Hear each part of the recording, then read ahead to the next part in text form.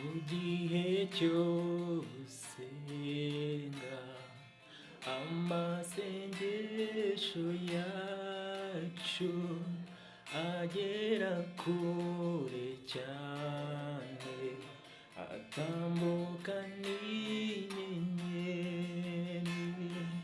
Umutima w'umuntu ujya imbere y'Imana, ugakomanga urugi, ushaka kureba Imana. Umutima w'umuntu ujya imbere y'Imana, ugakomanga urugi, ushaka kureba Imana. N'amahoro yuzuye twabona muri iyi si, kwa Data niwo gusa asendereye amahoro. Umutima uzatuza, umucyo uzaba mwinshi, niba dukurikiye inzira y'amasengesho. Umutima uzatuza, umucyo uzaba mwinshi, niba dukurikiye inzira y'amasengesho. Muraho neza? Mumeze neza? Hanyuma banje kubasuhuza, Imana ibahe umugisha. Ntabwo nyine twaherukanaga, ariko nzajya nza nyine ubu ngubu nagarutse. Najyaga mara hafi nk'umwaka ntaraza, ariko ubu ngubu icyumweru ntabwo cyashira, hari n'igihe tuzajya dukora buri munsi. Hanyuma rero Imana ibahe umugisha aho muri hose. Nanjye aho ndi Imana irandinze, Imana ishimwe. Uko waba umeze kose, ibibazo waba ufite byose, upfa kuba uhumeka umwuka w'abazima. Uko waba umeze kose, niba uri mu bihe byiza, hari igihe kizagera ukagera mu bihe bibi, ariko niba uri no mu bihe bibi, hari igihe kizagera ukagera mu bihe byiza. Niko ubuzima bw'isi bumeze. Hanyuma ku bantu bambonye ari ubwa mbere kuri no channel, nitwa Uwurukundo Eric, nkaba ndi umukozi w'Imana uri mu rugendo rujya mu ijuru. Nkaba umuririmbyi, nkaba umucuranzi, nkaba n'umuvugabutumwa. Bamwe bajya bavuga ngo ni abavugabutumwa b'ubushake, ariko ntabwo njye nkorera Imana ari uko mbishatse, ahubwo nyine ntegetswe cyangwa se mpaswe kubikora, kandi mba numva nta kintu bintwaye gukorera Imana. Hanyuma rero nk'uko nababwiye, hari ikiganiro ngiye kujya nyuza kuri no channel cyitwa Misiyo Yacu. Ubushize twari twavuze ku mpamvu ebyiri zishobora gutuma umuntu asenga, ariko amasengesho ye ntiyumvwe n'Imana cyangwa se ntasubizwe. Hanyuma uyu munsi hari indi topic tugiye kuganiraho mu minota mikeya, kuko numva bavuga ngo iyo bitinze birapfa. Ariko gutindana n'Imana ntacyo biba bitwaye, kubera ko buriya ngo ahantu utinda usa naho. Umuntu utinda mu kabari nyine aba asa nk'umusinzi, ariko n'utinda mu rusengero cyangwa mu ijambo ry'Imana, cyangwa se utindana na Yesu, agira imico nk'iya Yesu. Haleluya! Aho uri wikirize ngo amen. Hanyuma uyu munsi tugiye kuganira ku yindi topic muraza gukunda cyane. Nta hantu nayikuye, ni Imana yampaye hashize n'imyaka myinshi, ariko numvise uyu munsi namwe ngomba kuyibasangiza kugira ngo dukomezanye muri uru rugendo rujya mu ijuru. Mu ijuru niho hatazaba ibibazo, niho hatazaba ubukene, niho hatazaba indwara, niho hatazaba gupfusha. Nta bibazo na bikeya bizaba biri mu ijuru. Ndabifuriza mwese, buri muntu wese uri kureba kino kiganiro, mwifurije kuzajya mu ijuru. Haleluya. Hanyuma reka turebe topic y'iki kiganiro.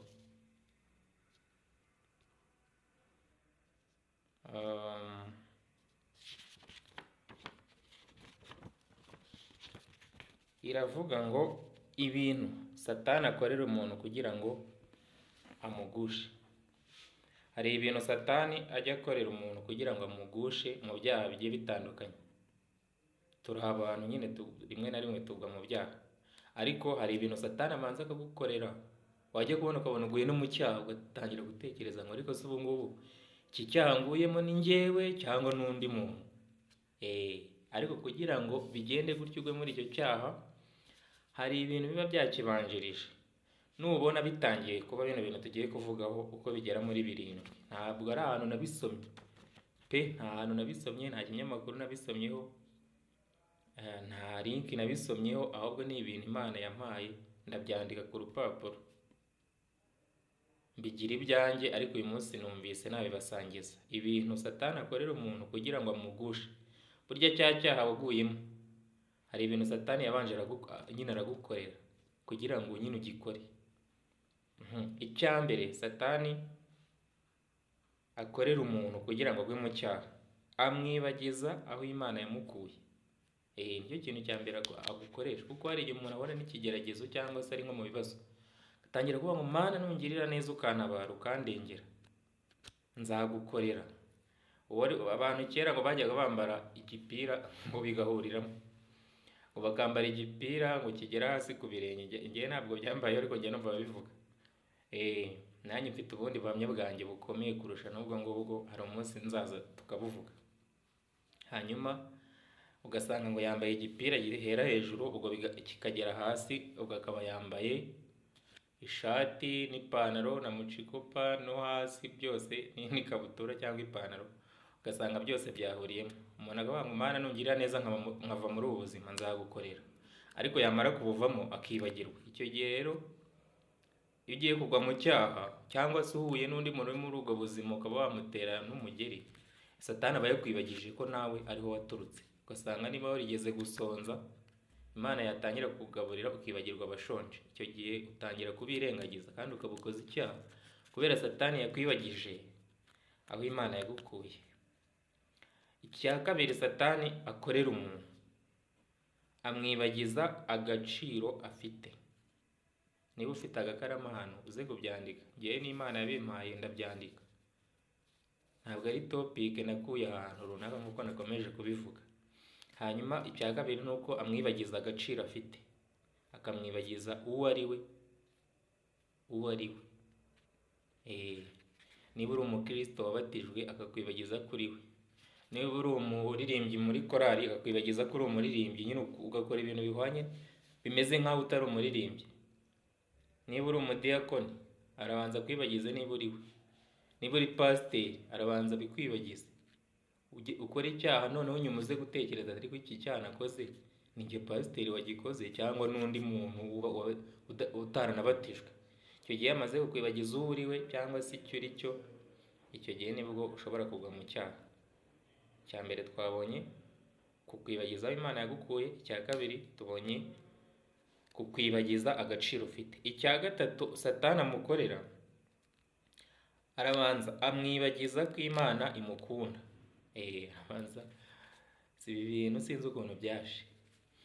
Hanyuma arabanza akakwibagiza ko Imana igukunda, akakwereka ko Imana hari ibyo wagiye uyisaba ntinabiguhe, mbega akakwereka ko Imana ari nk'aho ari umwanzi wawe. Warangiza ukivumbura ukavuga ati n'ubundi nishaka kino cyanjye ikore. Iki cyaha cyo yakwibagije ko Imana igukunda, ushobora no gukora icyaha kimeze nko kwigomeka ku Mana. Icya kane Satani amukorera kugira ngo agwe, amutera ubwibone. Hari ijambo riri muri Bibiliya rivuga ngo kwishyira hejuru bibanziriza kurimbuka. Hari n'irindi rivuga ngo uwicisha bugufi azashyirwa hejuru, ariko uwishyira hejuru azacishwa bugufi. bivuze ngo iyo Satani aguteye ubwibone, ubwo ngubwo uba waguye kaba kabaye, kuko ubwibone ni nacyo cyaha cyamukuye mu ijuru. Yaribonye arangije Imana iramumanura imushyira mu isi. Abo mu ijuru baravuga ngo wasiwe ugushije ishyano kuko umwanzi akumanukiye. Cya gatanu Satani azagukorera agiye kukugusha, ugiye kugwa ku buryo uzisanga nyuma nyine waraguye ukabibaza ko byagenze. Ariko kubera Imana iduhishuriye bino bintu, ndakeka tuzajya tubyitaho kugira ngo tubanze turebe ese kino kintu kimbayeho, cyangwa se kuba ntibuka aho Imana yankuye, aho si bizatuma hari aho nzagera nkayibagirwa, cyangwa se nkibagirwa abari mu buzima nk'ubwo nabayemo. Icya gatanu Satani agukorera akakugusha, akwibagiza ko hariho iherezo kandi riri bugufi. Abanza akakwibagiza ko hariho iherezo kandi riri bugufi, ukajya ubaho nk'aho hari umuhanzi waririmbye ngo dukorere Imana nk'abazapfa ejo, yitwa Theo Bosebabireba, ngira ngo muramuzi. Arabanza akakwibagiza ko uzapfa cyangwa se hariho iherezo ry'ibintu byose biri hano ku isi. Hanyuma ukajya utekereza ko wubatse inzu nyine ubwo uzayibamo iherezo, kandi ubwo bari kugushuka, kuko nawe utekereje ntabwo uzabaho igihe cyose, hari igihe kizagera nyine ugasaza. Ubuse njye navutse mfite imyaka ingahe? Ntayo. Navutse mfite imyaka 0, amezi 0, harya ubwo ibyumweru nabyo byari 0. Hanyuma umunsi nawo wari 0, amasaha se nari maze amasaha angahe ku isi? Ntayo. Ubwo twatangiye kubara ngo maze umunota umwe, 2, amasaha, iminsi, amezi, imyaka gutyo. None ubu ngubu amasaha amaze ku isi ubu wayabara. Ariko uko umuntu agenda asaza nyine, uko umuntu agenda akura, imyaka ye yo kuba ku isi biri kugenda igabanuka, usibye ko ashobora no kuva ku isi n'imyaka yatekerezaga azayibaho itageze. Niyo mpamvu tugomba guhora twiteguye, kuko tutazi umunsi n'igihe. Hanyuma arabanza akamwibagiza ko hariho iherezo rya byose, hazabaho iherezo, abakoze neza bakagororerwa neza, abakoze nabi nabo bakagororerwa nabi. Icya gatandatu aramurangaza. Satani arakurangaza iyo agiye kukugusha, ukarangarira mu by'isi. Kugira ngo Satani agushe umuntu, icya gatandatu ni uko amurangaza akarangarira mu by'isi, akajya areba inyungu z'isi gusa. Nacuruje angahe, nungutse angahe, inzu bigeze he, ibintu nk'ibyo gusa. Ntatekereze ati ese ko nariye sinshobora kurya n'iby'ubugingo ari byo jambo ry'Imana. Akajya arangara iby'Imana akamera nk'aho atabyitayeho, kandi buriya iby'Imana nibyo bigomba kubanza, hanyuma ibyo by'isi bindi bigakurikiraho. Hari umupasiteri umwe navuze, impamvu namuvuze ntabwo ari uko ngiye kumuvugaho ibibi, ahubwo ni ibyiza. Yatubwiye ijambo hano k'Umukenke, hano kuri ADEPR. Hayoboye abapasiteri benshi, ntabwo muraza kumenya uwo ari we, ariko n'ubundi ntabwo ari ijambo ribi, ni ryiza. Ni pasiteri n'ubundi wayobora ubu ngubu. Yaratubwiye ngo yigeze gusaba ibyifuzo, ngo abona Imana ntibishubije, ariko ngo nyuma bitekereje ngo asanga ngo ibyifuzo yahaga Imana ngo nta nyungu n'imwe y'Imana yari irimo. Hari igihe ibyifuzo byawe ubisaba Imana, abana banjye bazajye muri Amerika cyangwa bazigeyo, ariko ugasanga se kwiga muri Amerika kw'abana bawe Imana bizaba biyimariye iki? Imana yibonye nta nyungu bifitemo, rero ishobora no kubyihorera. Hanyuma aramurangaza umuntu. Satani arangaza umuntu akirarikira iby'isi gusa, hanyuma ntatekereze ko agomba no guha umwanya Imana. Icya nyuma Satani akorera umuntu, akamwibagiza cyangwa se akamugusha, amwibagiza ko Imana ihora imureba igihe cyose. Iki kintu cyo kirakomeye. Nanjye hari igihe njya numva mfite ubwoba iyo ntekereje kuri iki cya karindwi. Amwibagiza ko Imana ihora imureba igihe cyose. Nawe uri kunkurikiye kuri iki kiganiro, ndetse nanjye uri kukivuga, uzi ko Imana ihora itureba. Ubu n'ubu iri kutureba, iri kundeba ndi kuguya kino kiganiro ndi kukivuga, ariko na Satani nawe arahari. Hari ijambo njye nigeze kwigaho theology, nubwo nayikomeje ariko nshobora kuzanayisubukura nkayikomeza. Hari ijambo twigeze kwiga kuri Satani n'Imana, rivuga ngo Imana ibera hose icyarimwe. Imana ibera hose icyarimwe, ariko ngo ntabwo iba iri muri buri kintu. Ubwo njye nekereje, kuko twe twabyigaga mu Cyongereza, njye nekereje gushyira mu Kinyarwanda ngo Imana nyine ibera hose icyarimwe, ariko buri kintu ntabwo iba ikirimo. Buriya iyo umuntu ari mu byaha ashobora kuvuga ngo ni Imana iranshyigikiye nyine, n'ubundi nubwo mbirimo ni Imana buri ibirimo, ariko iri everywhere, iri ahantu hose, but is not in everything. Ntabwo iri muri buri kintu, ibera hose icyarimwe, ariko ntabwo ibintu byose byivangamo ngo niba uri no mu byaha izi byivangemo. Hanyuma iyo uri gukora rero ikintu kibi, Imana iba iri kukureba, ariko niyo uri gukora icyiza nabwo Imana iba iri kukureba. Iyo uri gukora ikibi biri kukureba, nubwo itagushyigikiye, nubwo atari iri kukubwira ngo kuko yaduhaye amahitamo, nubwo itabirimo, ariko waba uri munsi y'iki, Imana ngo ibasha kureba mu mwijima n'agashishi, kandi ni umukara, n'ibuye ry'umukara rikari hejuru, Imana ibasha kukareba ngo ikakabona. None ibibazo rero twebwe ukuntu tungana, Imana rero tugire neza. Hanyuma mu ncamake reka mvuge bino bintu 7 Satani akorera umuntu akamugusha. Mbivuge kuko nabivuze nyine, nashyiraho comment, reka mbivuge nk'uko bimeze hano ari 7. Hanyuma nidusoza dusenge Imana idushoboze, tuzajye tuvumbura ino mitego ya Satani hakiri kare. Ibintu Satani akorera umuntu kugira ngo amugushe: icya mbere, amwibagizaho Imana yamukuye. Icya kabiri, amwibagiza agaciro afite, akamwibagiza uwo ari we cyangwa se icyo ari cyo. Amwibagiza ko Imana imukunda. Icyo ni icya gatatu. Icya kane, amutera ubwibone. Icya gatanu, amwibagiza ko hariho iherezo kandi riri bugufi. Icya gatandatu, aramurangaza akararikira iby'isi. Icya karindwi, amwibagiza ko Imana ihora imureba igihe cyose. Hanyuma rero mwakoze gukurikira kino kiganiro, Imana ibahe umugisha.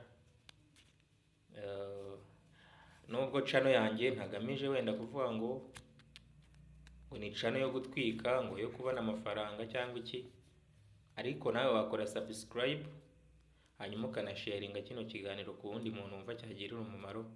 Hanyuma nawe Imana ikaguha umugisha, nawe ukabuvuza ubutumwa, nawe ukabugeza aho uburira. Imana itugirire neza. Mureke dufatanye gusenga. Imana igira neza, uri Imana ishobora byose. Turagushimiye, turaguhimbaje ko waturemye ukadushyira ku isi kubw'umugambi wawe, kwari kugira ngo tuzagire umumaro igihe nk'iki ngiki. Ariko Satani hari igihe ajya ashaka kutwicira umumaro. Turaguhamagaye rero kugira ngo twambike imbaraga z'Umwuka Wera, kugira ngo tudakora ibyo kamere irarikira. Tumaze kubona ibintu 7 Satani ajya dukorera kugira ngo tugucumureho, ariko mu izina rya Yesu turagusabye kugira ngo ujye uhishura imigambi ye, kandi udushoboze kugukiranukira. Kandi ikintu usabiye buri muntu wese nihereyeho ni ukuzaduha iherezo ryiza ryo kuzabana nawe mu bwami bwawe bwo mu ijuru, tukiri ku isi bana natwe. Hanyuma igihe tuzaba tuvuye kuri ino si, tuzagusanganire mu ijuru, tubane nawe ubuziraherezo. Komeza ugire neza buri wese wumvise kino kiganiro, ko tubisabye mu izina rya Yesu. Urakoze.